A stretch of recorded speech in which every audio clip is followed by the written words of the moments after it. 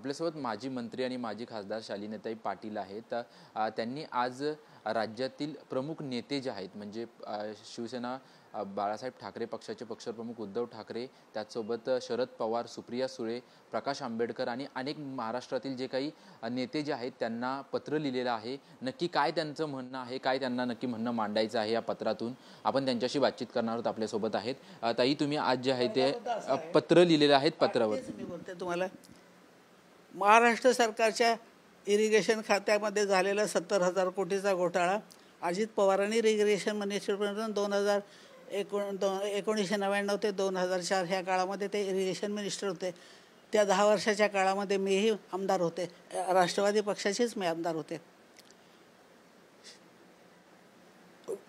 Irrigation खात्यामध्ये झालेला 70,000 कोटीचा घोटाळा पूर्ण झाकून टाकला देवेंद्र फडणवीसांनी. त्यावेळेला ज्यावेळेला FIR दाखल झाला ते 70,000 कोटी रुपये खर्च करून राज्याला जे पाणी मिळण्याची अपेक्षा होती त्याच्यातलं 1% पाणी उपलब्ध झालं. राज्यात खात्याचा एक ज्येष्ठ अधिकारी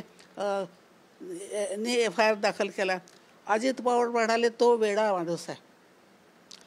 10-20 वर्षातल्या खात्याच्या कामातली सगळी आकडेवारी जो मनुष्य 5 मिनिटात सांगू शकतो, तो माणसाला त्यांनी वेडा ठरवून देवेंद्र फडणवीसांनी काहीच. आता देवेंद्र फडणवीसांनी मुख्यमंत्री म्हणून नेमकं महाराष्ट्राच्या इरिगेशन खात्यामध्ये काय घडले, कुठले प्रोजेक्ट उभारले, त्याचा कुठल्या कामासाठी किती पैसे काढले, किती पाणी मिळालं ह्याची माहिती घ्यायला पाहिजे होती. हे त्यांचं कर्तव्य होतं महाराष्ट्राचे मुख्यमंत्री. आज देवेंद्र फडणवीसांनी काहीही केलं नाही. तो विषय पूर्णपणे झाकून टाकला. पुढं 25,000 कोटीचा शिखर बँकेतला घोटाळा आला. हायकोर्टाचं जजमेंट की जे सुप्रीम कोर्टात फायनल झालं की शिखर बँकेत झालेला घोटाळा 25,000 कोटीचा घोटाळ्याचं कामाचं नेतृत्व अजित पवारांनी केलेलं आहे. FIR दाखल करा. 8 दिवस हा निकाल 2019च्या ऑगस्ट महिन्यामध्ये आला. 5 वर्ष झाली. 8 दिवसामध्ये मी EDच्या ऑफिसमध्ये FIR दाखल केला. पोलिसांच्या ऑफिसमध्ये माझे व्हाईस चेअरमन अधिकारी गेले, कारण EDच्या ऑफिसमध्ये लिफ्ट आहे, पण पोलिसांचं ऑफिस जे क्रॅफर्ड मार्केटमध्ये आहे तिथं जिना चढायला लागतो. तुम्हाला सगळ्यांना माहिती, गेल्या वर्षापासून मला एकच पाय आणि एकच हात आहे, ते घेऊन मी काम करते आहे आणि मला जिना चढायला येत नाही, म्हणून मी व्हाईस चेअरमनला तिकडे पाठवलं.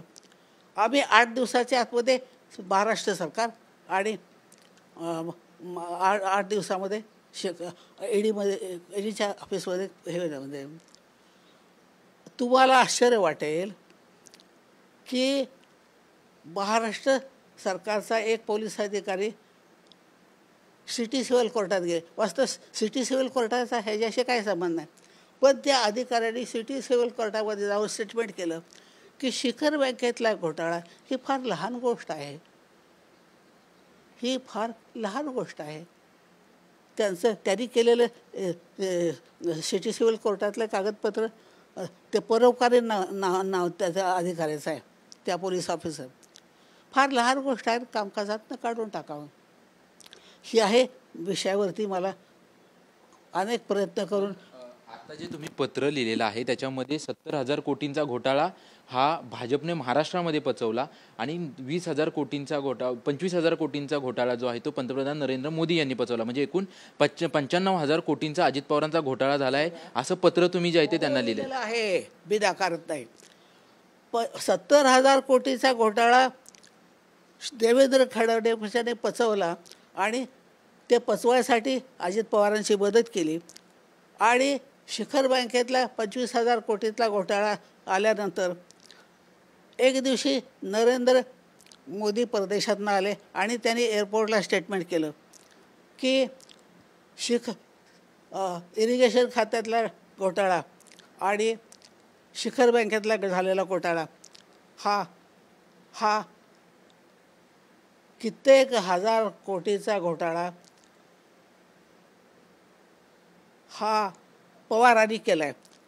मोदी जे बोलले ते शरद पवारांनी केलं असं समजून बोलले, कारण कोणता पवार आहे त्या तोपर्यंत त्यांच्या लक्षात आलं नसावं.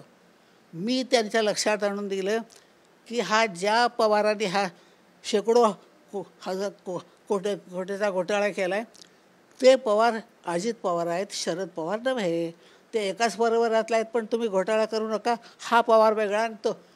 अहो, महाराष्ट्राचे 4 वेळाला शरद पवार मुख्यमंत्री झाले, पण त्यांच्याकडे इरिगेशन खातं कधी नव्हतं.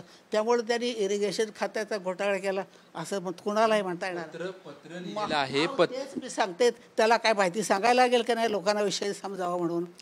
आणि ते पत्र ह्यासाठी लिहिलं की नेमका कोणचा पवार आहे त्या, आणि त्यांच्या आयुष्यामध्ये शरद पवार शिखर बँकेचे नाही, कुठल्याही जिंका बँकेचे डायरेक्टर नाहीत, आणि महाराष्ट्राच्या इरिगेशन खात्याचे 4 वेळा मुख्यमंत्री झाले, पण महाराष्ट्राचं इरिगेशन का नाही.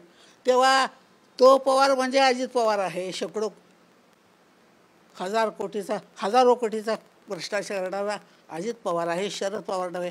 एवढं सिनियर मोस्ट कार्यकर्ते, आणि शरद पवारांना गेल्या 50 वर्षापासून मी ओळखते म्हणून मी केलं. मोदीजीने ह्या माझ्या स्टेटमेंटची दखल अजूनही घेतलेली नाही, आणि शरद पवार घोटाळा करणारा मनुष्य आहे म्हणून त्या शरद पवारांना संपवायचे कारस्थानं रोज केलेली जात आहेत. पण शरद पवार हा मनुष्य देशभक्त माणूस आहे, प्रामाणिक आहे. त्यांनी कुठल्या म्हणजे वसंतराव दादांनी काढलेली साखर संस्था, शुगर इन्स्टिट्यूटची संस्था ते चालवतात, चांगली चालवतात, माझी काही तक्रार नाही. वसंतराव दादांनी काढलेलं यशवंतराव चव्हाण प्रतिष्ठान शरद पवार, पण चांगले संस्था करतात, मला तक्रार करायचं काय कारण. आणि दुसऱ्या कोणी ते विकून खाण्यापेक्षा शरद पवार चांगली चालवतात हे मला पसंत आहे. हा विषय सगळा क्लिअर झाला. ह्या बाबतीमध्ये महाराष्ट्राचे नेते BJP हे सगळे हजारो कोटीचे भ्रष्टाचार आणि दरोडे घातलेले प्रकरणला पांघरून घालत असेल आणि संरक्षण देत, आणि त्यांनी पक्ष काढण्यासाठी देशाचं नाव वापरले. अहो, आजपर्यंत कुणीही राजकीय पक्षानं देशाचं नाव आपल्या पक्षाला दिलं नाही. आता माझं हे विषय आहे की BJPला भारताचं नाव जोडायला परवानगी देता कामा नये. त्यांच्या पक्षाचं नाव पूर्वी जनसंघ होतं, तेच नाव इथून पुढे त्यांनी वापरलं पाहिजे. ते आता येणाऱ्या लोकसभेच्या निवडणुकीपासून वापरलं पाहिजे आणि येणाऱ्या विधानसभेच्या निवडणुकीपासून वापरलं पाहिजे. यासाठी माझ्या विचाराचे जे महाराष्ट्रातले नेते आहेत, किमान 5-10 माणसं तरी नेते मला मिळतील. आता मला बाहेर जाता येत आहेत, पण मला घरी येऊन लोक भेटतील. 50 वर्षापासून जे मला नेते ओळखतात महाराष्ट्रातले, मला घरी येऊन भेटतील. आणि जी राजनीती आता BJP अंमलात आणते की दुसऱ्याचे पक्ष मोडायचे, त्यांचे आमदार फोडून आपल्याकडे घ्यायचे, आपल्या पक्षाची मेजॉरिटी करायची आणि आपल्या पक्षाचं सरकार आणायचं, ह्याच्या पक्ष मोडासाठी सुपारी द्यायचा. शरद पवारांना संपवायसाठी अजित पवारांना सुपारी दिली. नागपूरचे एक आमदार आहेत NCPचे देशमुख, त्यांनी 2 वेळा स्टेटमेंट केलं की शरद पवारांना संपवण्याची सुपारी अजित पवारांनी दिलेली आहे आणि त्यांनी ती घेतलेली आहे. आता हे सुपारीचं राजकारण आमच्या देशात आम्हाला नको आहे. आणि असले विचार घेऊन चालणार, असली कारस्थानी करणार आणि शेकडो कोटीच्या घोटाळ्याची दखत घडणारे असला पंतप्रधान आमच्या देशाला नको आहे. तुम्हाला ह्याच्या संदर्भात सांगते की अंतुले मुख्यमंत्री असताना मी महसूल मंत्री होते. एक दिवशी आमच्या मंत्रिमंडळाच्या मीटिंगमध्ये प्रस्ताव आला. तो असा आला की आपल्या सरकारनं 5 कोटी इंदिरा गांधीच्या नावानं एक ट्रस्ट काढायचा. महाराष्ट्रातले पत्रकार, लेखक, चित्रकार, अमुक तमुक हे अशा लोकांना मदतीची गरज असेल तर 1 लाख रुपये एखादा एखादा लाख नव्हे, एखादा 1000 रुपये 500 रुपये मदत करता यावी, 2000 रुपये मदत करता यावी अशा साठी इंदिरा गांधींच्या नावानं महाराष्ट्र सरकारनं एक ट्रस्ट काढायचा.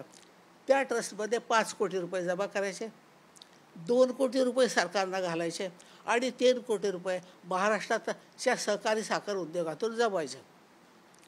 महाराष्ट्रातले इंदिरा गांधींच्या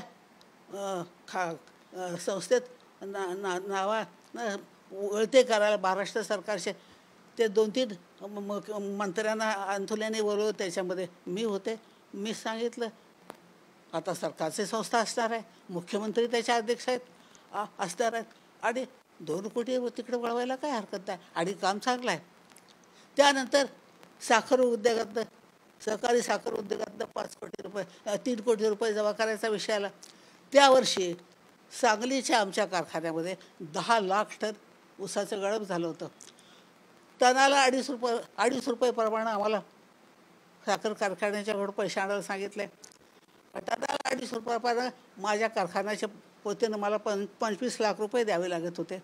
8 दिवसाच्या आत मी 25 लाख रुपये नेऊन दिले. त्याच वेळेला वसंतराव दादा त्यावेळेला खासदार होते, पण काही कामासाठी ते मुंबईला आले होते 1-2 दिवसासाठी आणि त्याच वेळेला महाराष्ट्र राज्य साखर संघाची वार्षिक मीटिंग होती. दादासाहेब त्या मिटिंगला आले. मी महसूल मंत्री असल्यामुळे मी मिटिंगला जाणं हे माझं कर्तव्य होतं. परंतु दादासाहेब एका काळी राष्ट्रीय साखर संघाचे अध्यक्ष होते, कित्येक वर्ष स्टेट राज्याच्या साखर संघाचे अध्यक्ष होते. ते इथं होते म्हणून ते वार्षिक मीटिंगला आले आणि त्या दिवशी मीटिंगला येताना ज्या ज्या कारखान्याचे प्रतिनिधी मीटिंगला आले होते त्यांनी मिळून 1 कोटी रुपये जमा झाले.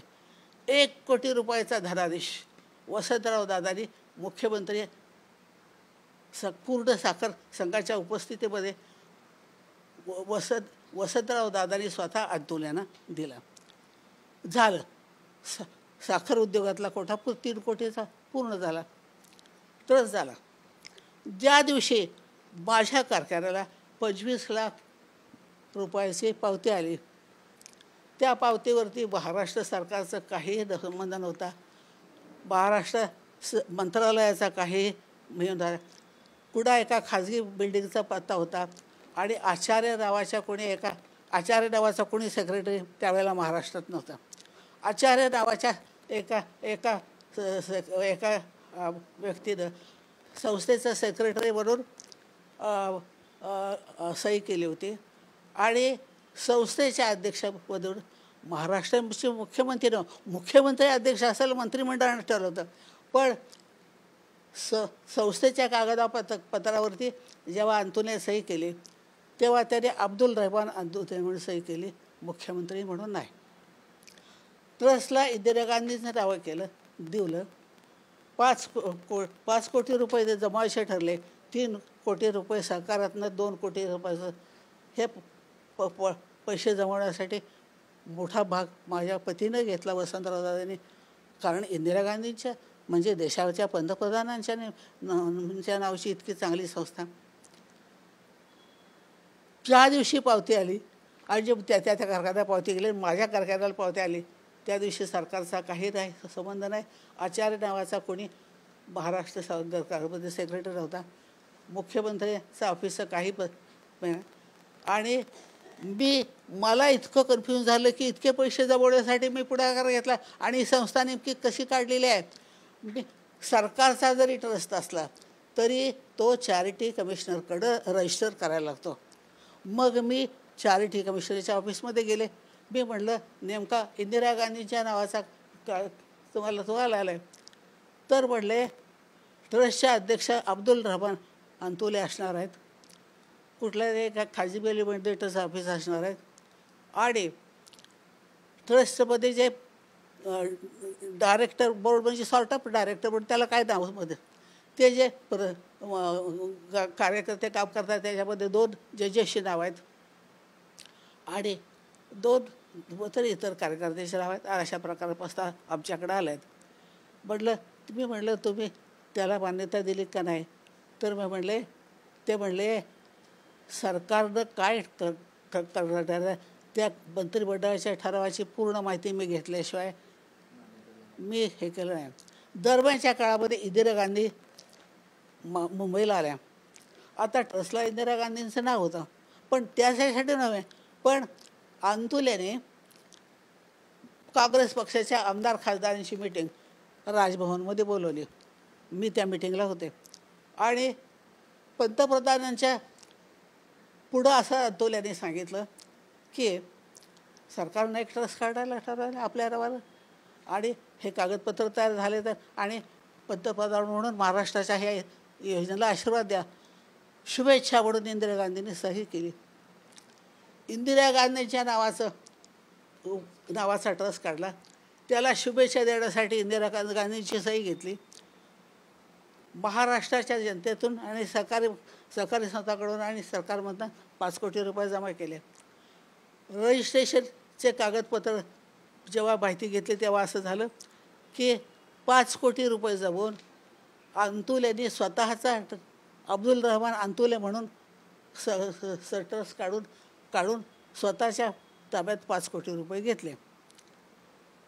आता हे सगळं कारस्थान मला कळल्यानंतर मी ताबडतोब दिल्लीला गेले आणि मी म्हणलं तुमचं नाव देऊन मॅडम 5 कोटी रुपये जमा केले आणि मंत्रिमंडळाला सांगितलं सरकारचा ट्रस्ट असणार आहे आणि मुख्यमंत्री अध्यक्ष असणार आहे. कागदपत्र बोलून घ्या, आपण मंत्रिमंडळाच्यासाठी तयार केलेलं नोट महाराष्ट्र सरकारचा ट्रस्ट आणि मुख्यमंत्री अध्यक्ष आहे. त्याच्यामध्ये स्पष्ट मी आता कुठल्या कागदावरती कधी मी वाचल्याशिवाय 5 कोटीचा ट्रस्ट अफरातफर इंदिरा गांधीने किती महत्त्वाची समजली आणि 105 कोटी रुपयाचे अपहार ह्याला नरेंद्र मोदी प्राईम मिनिस्टर म्हणून कसं पाहतात. 5 कोटीचे भ्रष्टाचार आंदोलनाने केला ही सगळी माहिती त्यांनी पण माझ्या माहितीवर ते गेलं नाहीत. त्यांनी लेंटी नावाच्या एका वकिलाच्या अध्यक्षाने एकच माणसाचं कमिशन नेमलं. त्यांनी सांगितलं की मॅडम तुमच्या कानापर्यंत आलेली माणसं तसंच ट्रस्ट आहे आणि तुमच्या नावाचा उपयोग करून आणि तुमची सही घेऊन तुमचीच फसवणूक केलेली आहे अंतुलेने.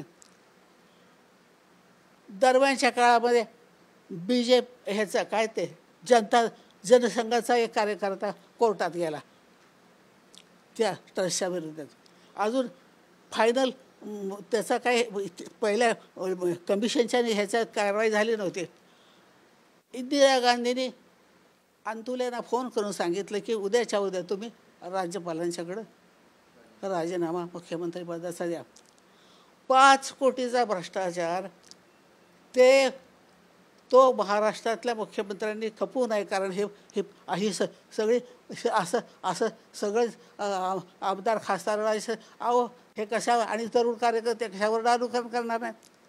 त्यासाठी त्या एकदा त्यांच्या कार्यक्रमासाठी आल्या होत्या त्यावेळेला त्या ट्रस्टला आशीर्वाद दिला आणि एकदा त्यांच्या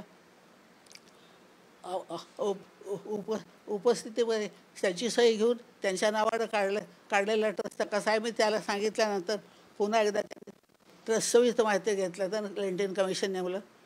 आंदोलनानं त्या दिवशी त्यांनी असं निरोप फोन करून सांगितलं की तुम्ही उद्याच्या उद्या राज्यपालांना भेटून.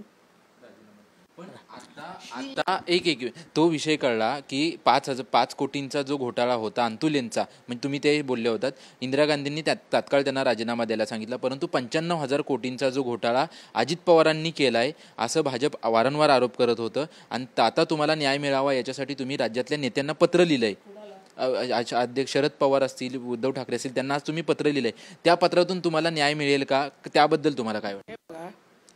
मी असं समजते की महाराष्ट्राच्या राजकारणाचा जितका अभ्यास मला आहे, शरद पवार माझ्यापेक्षा ज्येष्ठ नाहीत, माझ्यापेक्षा 10 वर्षांना लहान आहेत, पण त्यांचा माझा सार्वजनिक गावातला एकूण अभ्यासाचा कार्यकाल आणि हे सगळे आमचे विचार एक प्रकारचे आहेत. आणि त्यांच्या पक्षातले नंतर शिवसेनेतले संजय राऊत आमच्यासारखेच विचार बोलतात आणि देशातली जी BJPचं सरकार नसलेले 5-7 राज्य आहेत तिथे सगळ्यांचा माझा संपर्क आहे. कारण इंदिरा त्या जुन्या काळामध्ये राष्ट्रीय काँग्रेसचा अध्यक्ष अहो तेच विषय मी बोलते. मला दरवर्षी अधिवेशन होत असायचं, दरवर्षी प्रत्येक राज्यात होत असायचं. वसंतराव दादांची मी पत्नी होते, त्याचप्रमाणे मी वसंतदादांच्या पाठी पर्सनल सेक्रेटरी होते. त्यांचं इंग्रजी भाषांचं ते 7वीपर्यंत शिकलेले होते. त्यासाठी मी त्यांच्या पर्सनल सेक्रेटरीची जबाबदारी तिथे सांभाळली होती. आणि म्हणून त्यांच्याबरोबर गेल्यामुळं मला प्रत्येक राज्यामध्ये 4-2 माणसं काँग्रेसच्या पक्षविचाराचे मला माहिती आहे. मी तुम्हाला हे एवढ्यासाठी सांगितलं की ज्या राज्यामध्ये आज BJPचं सरकार नाही किंवा त्यांच्या विचाराचं सरकार नाही, त्या मध्ये सुद्धा मी माझा विचार पोचवू शकते, अशी यंत्रणा मी आखू शकते, आणि तेवढे माझे कार्यकर्ते, माझे 25,000 माझे सभासद आहेत. 1000 कार्यकर्ते माझ्याबरोबर काम करण्यासाठी त्या राज्यामध्ये एक 5-5 कार्यकर्त्यांचा ग्रुप जाईल. देशामध्ये वातावरण तयार करू. ज्या राज्याचे ज्या देशाचं पंतप्रधान राजकीय पक्षाला देशाचं नाव वापरतात आणि शेकडो हजार कोटीचा घोटाळा ज्यांनी केलेले आहेत त्यांना बोलवून डेप्युटी CMची सत्ता देतात. आणि त्यांनी मंत्रिमंडळामध्ये आता अजित पवारांच्या बरोबर जे गेलेले कारण त्याच्यामधले भुजबळ नाव आहे त्यांचं. ते एकेकाळी महाराष्ट्राचे PWD मिनिस्टर होते आणि त्यांनी महाराष्ट्रामध्ये महाराष्ट्र भवन दिल्लीमध्ये बांधलं. त्या कामामध्ये त्यांनी काही कोटीचा भ्रष्टाचार केला. कोर्टात तो सिद्ध झाला. त्यांना 2 वर्षाची शिक्षा झाली.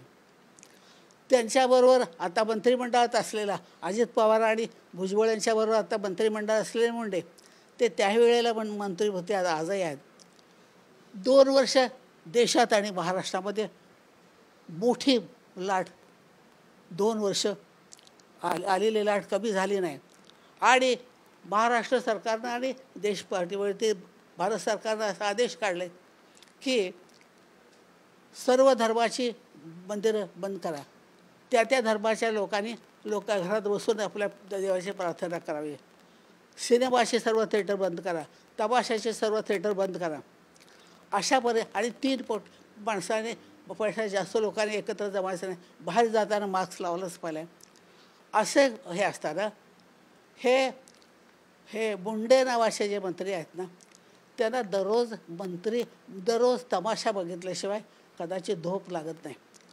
आणि त्या परिस्थितीमध्ये त्यांनी दुसऱ्या राज्यातून नर्तकी बोलवली आणि 100-1 माणसं आपल्याच घरात जमा केली आणि त्यांच्या उपस्थितीमध्ये तो तमाशा झाला.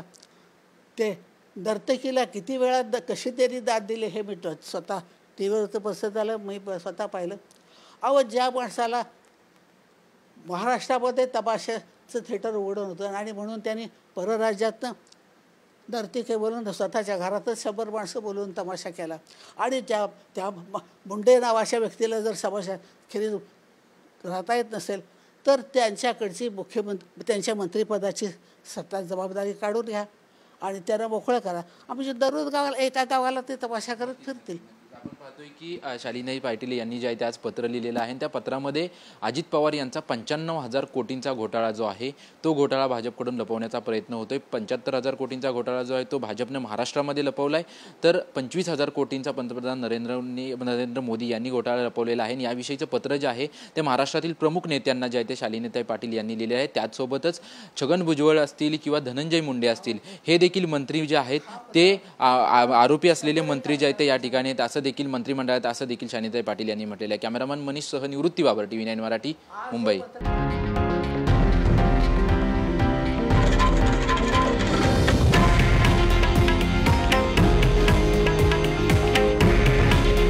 हे आहे देशातील नंबर 1 न्यूज नेटवर्क आणि आपण पाहत आहात TV9 मराठी. काळजी तुमची, हित महाराष्ट्राचं.